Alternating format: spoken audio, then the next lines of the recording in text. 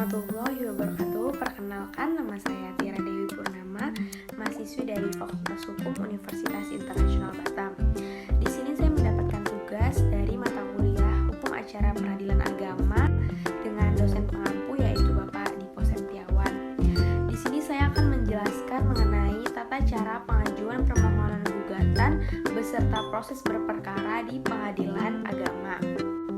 Jadi, prosedur pertama yang dilakukan yaitu pihak berperkara datang ke pengadilan agama dengan membawa surat gugatan atau permohonan. Nah, lalu pihak berperkara menghadap petugas meja pertama dan menyerahkan surat permohonan minimal 2 rangkap. Untuk surat gugatan ditambah sejumlah tergugat. Selanjutnya, petugas meja pertama akan memberikan penjelasan yang dianggap perlu berkenaan dengan perkara yang diajukan dan menaksir biaya panjar perkara yang kemudian ditulis dalam surat kuasa untuk membayar atau SKUM. Nah, besarnya biaya panjar tersebut diperkirakan harus selesaikan perkara tersebut berdasarkan pasal 182 ayat 1 HIR. Lalu ada catatan, bagi yang tidak mampu dapat diizinkan berperkara secara predeo atau secara cuma-cuma. Kemampuan tersebut dibuktikan dengan melampirkan surat keterangan dari lurah dengan disertai dengan legalisir dari kantor camat. Nah, selanjutnya petugas meja pertama menyerahkan kembali surat gugatan atau permohonan kepada pihak yang berperkara disertai dengan surat kuasa untuk membayar atau SKUM dalam 3 rangkap. Lalu, pihak berperkara menyerahkan kepada pemegang kas atau kasir surat gugatan atau permohonan tersebut dan surat kuasa untuk membayar. Lalu, pemegang kas menyerahkan asli surat kuasa untuk membayar SKUM kepada pihak berperkara sebagai dasar penyetoran biaya panjar kepada bank. Selanjutnya, pihak berperkara datang ke loket layanan bank yang sudah ditunjuk, kemudian mengisi slip penyetoran panjar biaya perkara. Nah, pengisian data tersebut harus sesuai dengan surat kuasa untuk membayar atau SKUM seperti nomor urut, besarnya biaya, dan lain-lainnya. Selanjutnya, setelah pihak berperkara menerima slip dari bank yang telah divalidasi petugas bank, nah, pihak berperkara menunjukkan slip bank tersebut dan menyerahkan surat kuasa untuk membayar kepada pemegang kas.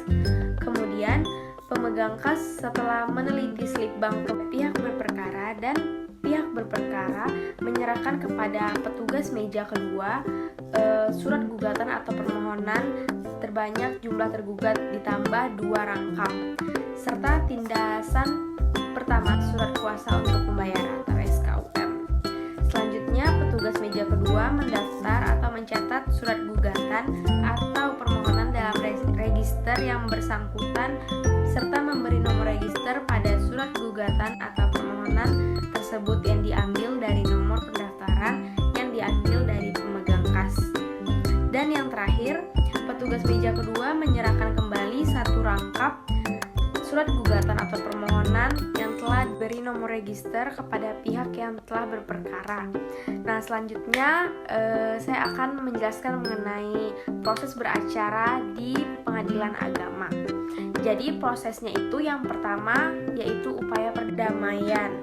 Nah, dalam perkara perceraian, baik cerai gugat, cerai talak, nah, hakim wajib mendamaikan kedua belah pihak setiap kali persidangan berdasarkan mediasi Perma nomor 1 tahun 2008. Nah, apabila kedua belah pihak itu hadir di persidangan, maka hakim sebagai mediator yang tersedia di bebas untuk memilih hakim mediatornya yang ada di pengadilan agama. Lalu apabila mediasi tersebut berhasil, maka proses perkaranya itu telah selesai atau dapat dicabut. Tetapi apabila tidak berhasil, maka dilanjutkan dengan pembacaan surat gugatan penggugat.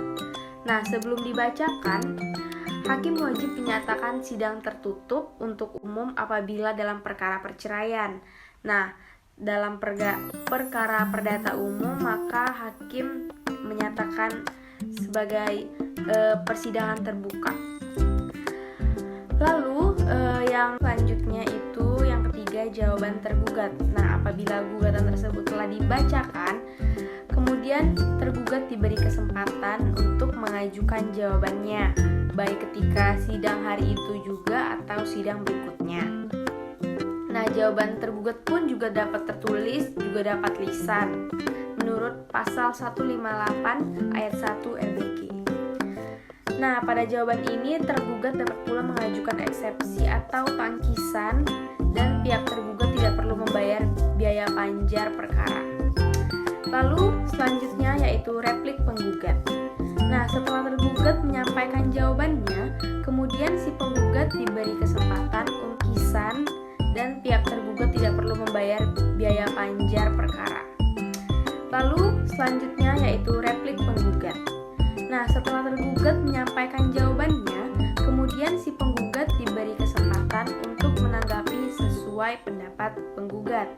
Pada tahap ini, mungkin penggugat tetap mempertahankan gugatannya atau bisa pula merubah sikap dengan membenarkan jawabnya duplik penggugat. Nah, setelah penggugat menyampaikan repliknya, kemudian tergugat diberi kesempatan untuk menanggapi atau menyampaikan dupliknya. Dalam tahap ini dapat diulang-ulangi sampai ada titik temu antara penggugat dan tergugat. Apabila acara jawab-menjawab dianggap cukup oleh hakim, maka hakim akan melanjutkan pada tahap berikutnya, yaitu pembuktian. Nah, pada tahap ini, penggugat dan tergugat diberi kesempatan untuk sama-sama mengajukan bukti-bukti yang mereka punya, baik berupa bukti surat maupun bukti saksi-saksi yang akan diundang di pengadilan tersebut. Lalu selanjutnya, kesimpulan para pihak. Nah, pada tahap ini, baik penggugat maupun tergugat diberi kesempatan yang sama untuk mengajukan pendapat akhir mereka. Misalnya, penggugat akan menyatakan pendapat terakhirnya dan tergugat juga akan menyampaikan kesimpulan terakhirnya berdasarkan pendapat masing-masing. Selanjutnya yaitu musyawarah majelis hakim. Nah, rapat permusyawaratan majelis hakim ini bersifat rahasia yang diatur dalam pasal 19 ayat 3 Undang-Undang Nomor 4 Tahun 2004. Dalam rapat permusyawaratan majelis hakim, semua hakim menyampaikan pertimbangannya mereka masing-masing, baik secara lisan maupun secara tertulis. Jika mereka mendapatkan perbedaan pendapat, maka diambil suara terbanyak dan pendapat yang berbeda tersebut akan dimuat dalam putusan. Lalu yang terakhir, putusan hakim. Nah, setelah selesai musyawarah majelis hakim sesuai dengan jadwal sidang, maka tahap ini akan dibacakannya putusan hakim. Setelah dibacakan putusan tersebut, penggugat dan tergugat berhak mengajukan upaya hukum banding dalam tenggang waktu 14 hari setelah putusan diucapkan. Nah, apabila penggugat atau tergugat tidak hadir dalam dibacakannya putusan, maka jurusita pengadilan agama akan menyampaikan isi atau aman putusan tersebut kepada pihak yang tidak hadir, dan putusan baru berkekuatan hukum tetap setelah 14 hari aman putusan diterima oleh pihak yang tidak hadir itu. Baiklah, sekian dari penjelasan saya. Mohon maaf apabila ada kekurangan maupun kesalahan. Terima kasih. Assalamualaikum warahmatullahi wabarakatuh.